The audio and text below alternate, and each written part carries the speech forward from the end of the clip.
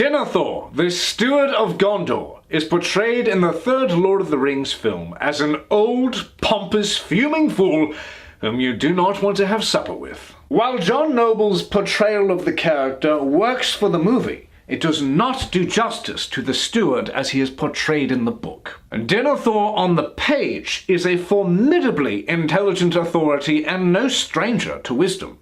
He is not a gluttonous excuse for a man, but a towering figure to be taken seriously. Pippin is reminded of Aragorn the first time he sees the steward's face, and in the words of Tolkien, Denethor looked indeed much more like a great wizard than Gandalf did, more kingly, beautiful, and powerful. And yet, he suffers the same fate as the tomato-popping poop face in the film. How can this be so? To answer that question, we must dive into the fiery text of the Pyre of Denethor itself, and discover the method with which Sauron deceived the steward, and deceives us all. The chapter opens with ominous tension.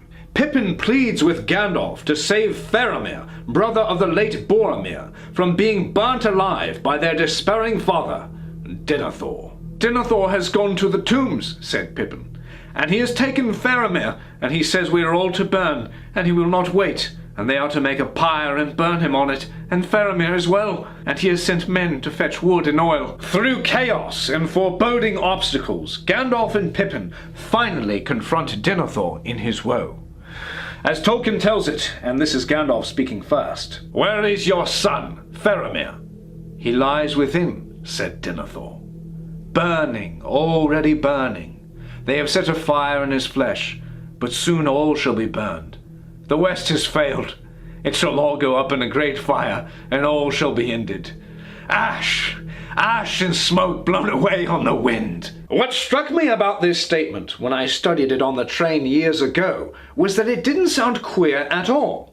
The underlying sentiment has been expressed at some time or another by nearly everyone I've encountered in the past 5 years, including myself. Why? Why is it that so many of us, like Denethor, look at the future and see only shadow and flame? Why have so many chosen suicide as a way to deal with this future? And why does it seem inevitable that so many more, perhaps Western civilization itself, will choose this fate also?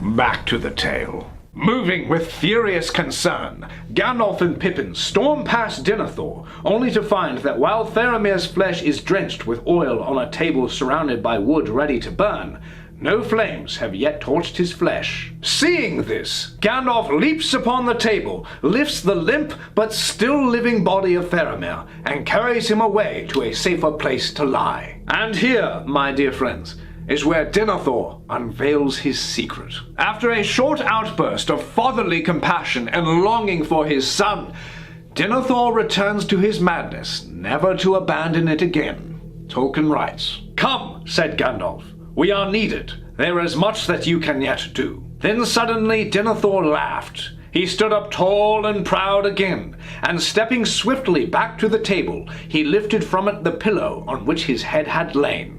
Then coming to the doorway, he drew aside the covering, and lo, he had between his hands a Palantir.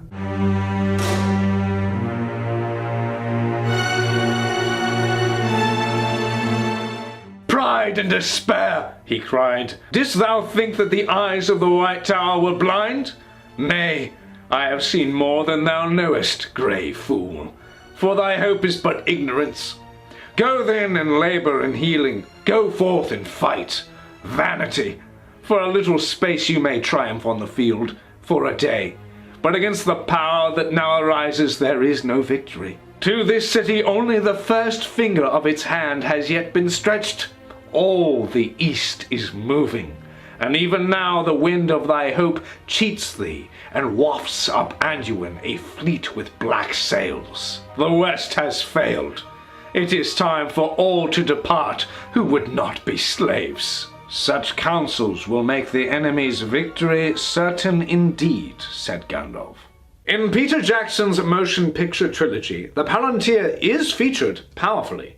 We're given an idea of how it works in the scene where Saruman betrays Gandalf, and in the scene where Pippin, like a tookish porn addict, can't help but take a look. But unfortunately, Denethor's relationship with his secret seeing stone is not sufficiently explored in the Return of the King film. There are winks to the secret, but no great reveal, like in the passages just read. This is a pity, because Tolkien explores the dementing power of the Palantir in more depth when writing about Denethor than perhaps any other character in Middle-earth. And the truths he identifies are, in my view, the most profound in the entire saga, and absolutely essential to understand for those living in the 2025th year of this age. You see, the primary function of a Palantir is to allow seers to communicate across vast distances with other Palantirs, and to perceive images and visions of what is happening elsewhere in the world. Memories of the past and thoughts of the seers can also be exchanged. They are not evil objects in and of themselves, but can be used for evil and manipulative purposes nonetheless. They do not, for instance, grant the seer the ability to know the future, but a skilled manipulator in possession of a Palantir could convince a weaker seer of precisely this delusion. This is the sleight of hand trick Sauron plays throughout The Lord of the Rings, for he possessed one of the lost Palantirs, and with it managed to cause Saruman the Wise to abandon reason for madness. He convinced him that Against the power of Mordor, there can be no victory. And this is precisely the same trick he pulled on Denethor, but with a more directly fatal effect. Returning to the previously quoted passage, it is clear how the steward became certain of a damned future.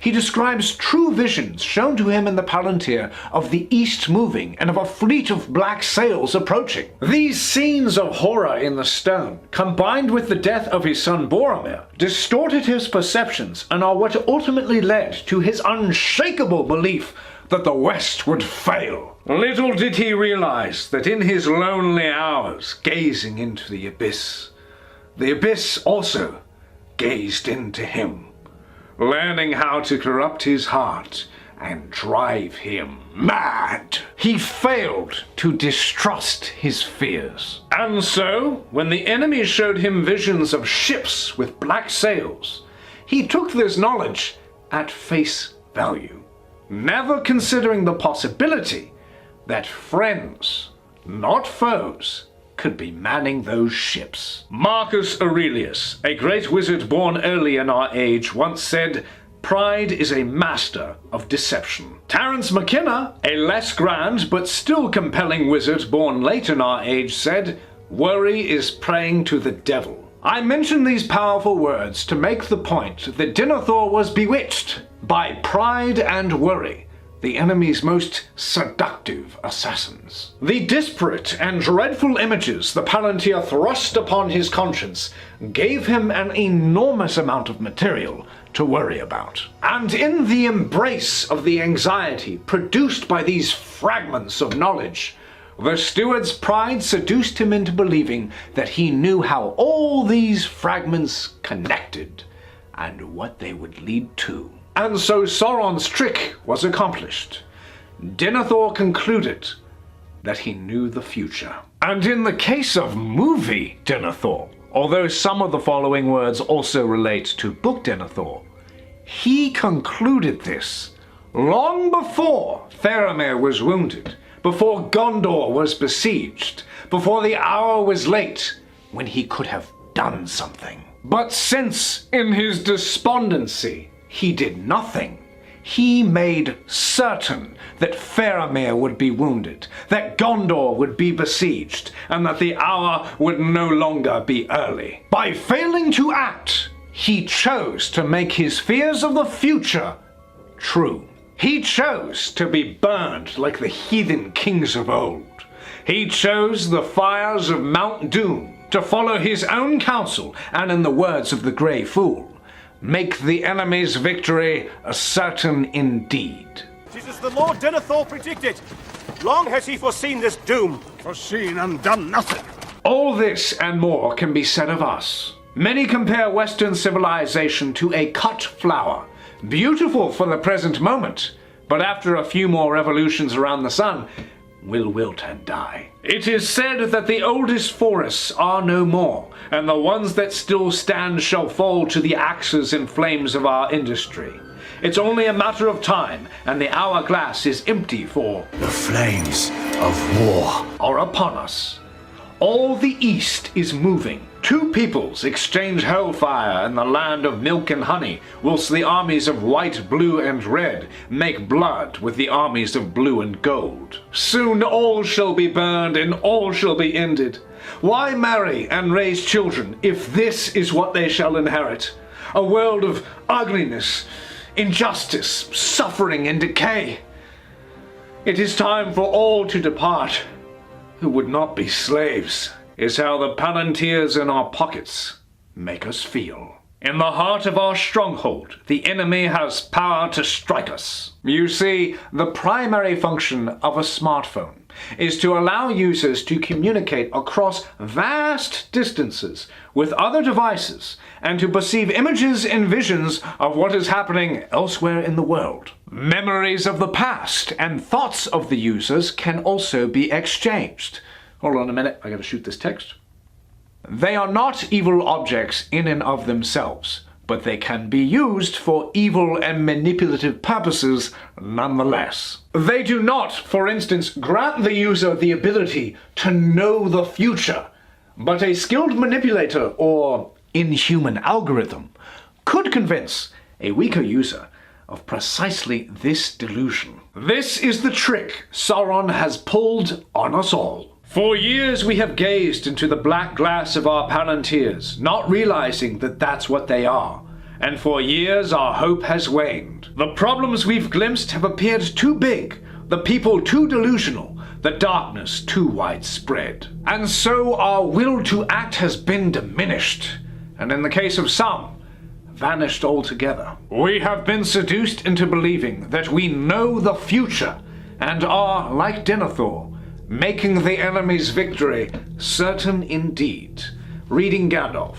So long has the reach of our enemy become, alas, but now I perceive how his will was able to enter into the very heart of the city. Though the stewards deemed that it was a secret kept only by themselves, long ago I guessed that here in the White Tower one of the 7 seeing stones was preserved. In the days of his wisdom, Denethor did not presume to use it, nor to challenge Sauron, knowing the limits of his own strength. But his wisdom failed, and I fear that as the peril of his realm grew, he looked in the stone and was deceived. Far too often, I guess, since Boromir departed. He was too great to be subdued to the will of the Dark Power. He saw nonetheless only those things which that power permitted him to see. The knowledge which he obtained was, doubtless, often of service to him. Yet the vision of the great might of Mordor that was shown to him fed the despair of his heart until it overthrew his mind. Algorithms and the dark profit-seeking, chaos-inducing power that informs the values and intentions of at least a portion of their engineers have frequently only shown us those things that feed our despair. The knowledge which we have obtained has, doubtless, often been of service to us. Yet the vision of the great might of evil that has been shown through our screens has overthrown many of our minds. But alas, the Luddite solution of casting our Palantiric technology into the fires of Mount Doom, I'm afraid, will not solve this problem. For the mind can overthrow itself. It is the Palantir we all possess, and cannot help but gaze into. Pride and worry can do wondrously monstrous work solely with the information in your skull, derived from natural experience. Sauron can deceive you with nothing but you. There is, then, it would appear, no escape from the Palantir. But do not lose heart, friends, for this is defense against the dark arts, after all. And so while there is no way to rid the world of its Palantirs, neither the ones in pockets or skulls, there are ways of dealing with them that I believe, if practiced, will help save the West from the age of Orc. The first of these ways is to accept that we have responsibilities that must be fulfilled, not abdicated. Denethor's death, as it is told in the text, sheds light on this maxim. "Come hither," he cried to his servants. "Come, if you are not all recreant." Then 2 of them ran up the steps to him. Swiftly he snatched a torch from the hand of one and sprang back into the house. Before Gandalf could hinder him, he thrust the brand amid the fuel, and at once it crackled and roared into flame. Then Denethor leaped upon the table, and standing there wreathed in fire and smoke, he took up the staff of his stewardship that lay at his feet, and broke it on his knee. Casting the pieces into the blaze, he bowed and laid himself on the table, clasping the Palantir with both hands upon his breast. And it was said that ever after, if any man looked in that stone, unless he had a great strength of will to turn it to other purpose, he saw only 2 aged hands withering in flame. For Denethor, losing all hope was freedom. Freedom from taking responsibility for his own life, his son Faramir's life, and for his city's life. The breaking and burning of his staff of stewardship is a symbolic representation of just this. While there is much in this world that is out of our control, we all have a staff of stewardship to wield, not waste in a blaze. Most of us have friends and family members to look after and protect, and those of us who do not can find them, or at the very least, find peace in our loneliness, by being good stewards of our solitary souls, a triumph as damaging to the enemy as any other. And then there are those who have a calling to solve starvation, poverty, illness, or to write a book, direct a movie, or build something that brings benefit to others. Some are called to save the Ents and wilds of the world. For years, the conservationist Paul Rosalie gazed into the Palantir of doomsday environmentalism.